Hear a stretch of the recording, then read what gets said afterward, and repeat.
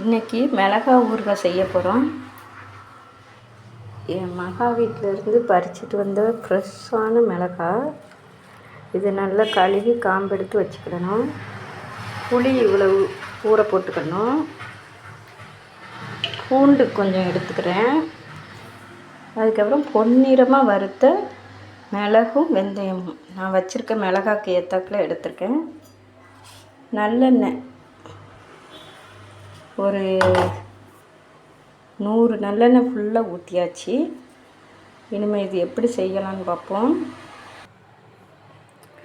இது மிளகாய் ஊறுகான்னு சொல்ல முடியாது, தொக்குன்னு சொல்ல முடியாது. அப்படி ஒரு வித்தியாசமான டேஸ்ட்டில் சூப்பராக இருக்கும். இதுக்கு கொஞ்சம் காயத்தூள் வேறு எடுத்துக்கிடணும். நம்ம தேவையான அளவு.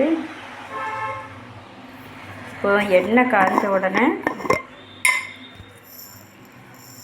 கடுகு ஒரு 1/2 ஸ்பூன்,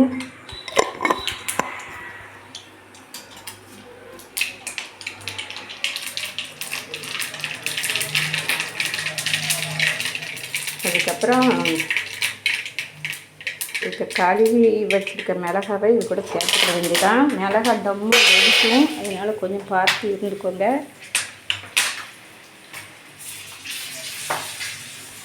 தப்புட்டு வெடித்து மூஞ்சிக்கு நேரம் வந்துடும். அதனால நான் அடுப்பை ரொம்ப ஆஃப் பண்ணிவிட்டு கொஞ்சம் நவுண்டு நிற்கேன். கொஞ்சம் மிளகாய் வெடிக்கிறது நின்ன உடனே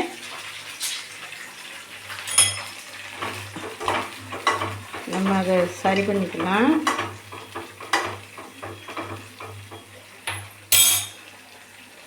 மிளகாய் அப்படி நல்லா காஞ்ச எண்ணெயிலேயே அப்படி வதங்கும். இப்போ நம்ம வறுத்து எடுத்துக்கிட்ட இது கடுகு, வெந்தயம், கொஞ்சம் வெள்ளைப்பூடு இதெல்லாம் மிக்சியில் கொஞ்சம் கொரகொரப்பாக அரைச்சிக்கலாம். இந்த அளவு கரகரப்பாக அரைச்சிக்கலாம். வாசம் அப்படியே ஊற தூக்கும். பாருங்க, காயத்துக்கு கொஞ்சம் இதுக்கு போட்டுக்கலாம். இப்போ நம்ம ஸ்டவ்வை வந்து சிம்மில் வச்சுக்கலாம். ஸ்டவ்வில் சிம்மில் வச்சுக்கிட்டு நல்லா வதக்கிடுங்க. நல்லா எண்ணெயில் அப்படியே முங்கி நல்லா வதங்கட்டும். அதுக்கு முன்னே இந்த புளியை கொஞ்சம் கரைச்சி எடுத்துக்கலாம். புளியை கரைச்சி கொஞ்சம் சக்கையெல்லாம் எடுத்துட்டு நல்லா திக்காக கரைச்சி வச்சுக்கோங்க.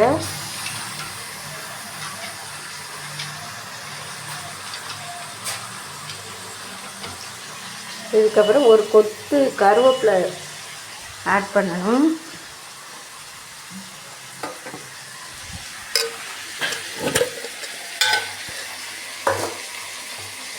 கருவேப்பிலை நான் ஒரு இவ்வளவு சேர்த்துக்கிறேன்.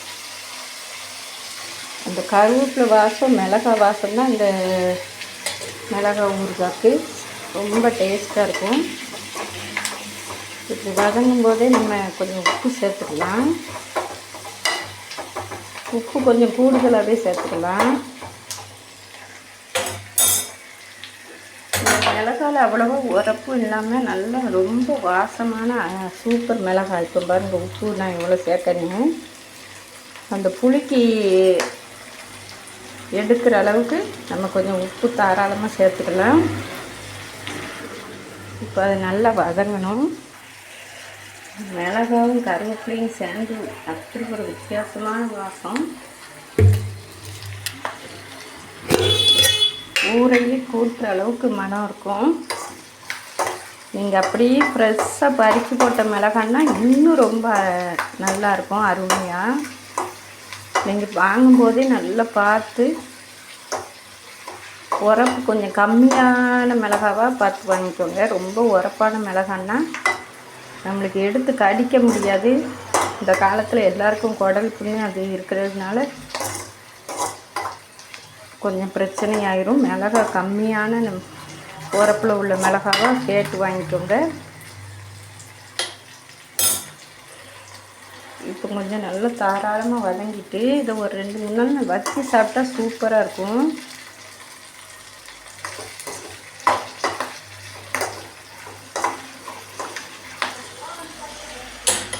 இப்போ கூட கொஞ்சம் தெரிக்குது. இப்போ நான் இது கடையில் அரைச்சி திரிச்சு வச்சுருக்க வத்தத்தூள்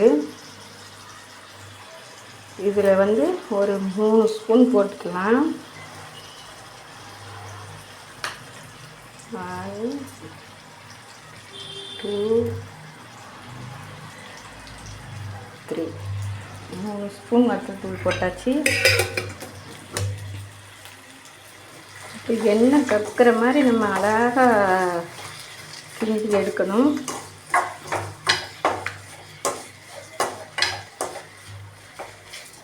இந்த வத்தத்தூள் கொஞ்சம் வதங்கினோடனே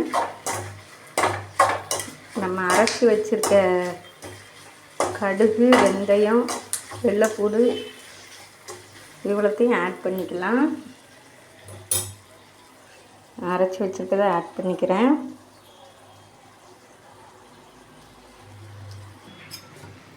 இது வரைக்கும் எந்த ஊறுகாலையும் கூட இல்லாத திறங்கடிக்கிற வாசனை இந்த ஊறுகாய்க்கு இருக்கும்.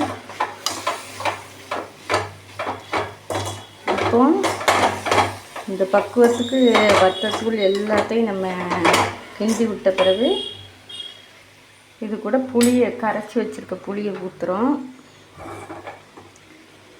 ஊற்றி ஒரு 20 நிமிஷம் அப்படியே நல்லா மூடி வச்சிடலாம்.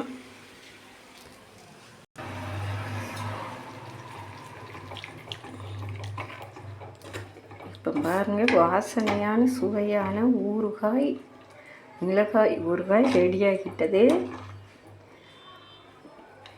அப்படியே ஒரு 10 நிமிஷம் சிம்மில் அப்படியே போட்டு அப்படியே எடுங்க. வாசனை ஊற தூக்கும். இதை சாப்பாட்டுக்கு, பழையதுக்கு, எல்லாத்துக்கும் வச்சுக்கலாம். ரொம்ப நல்லாயிருக்கும்.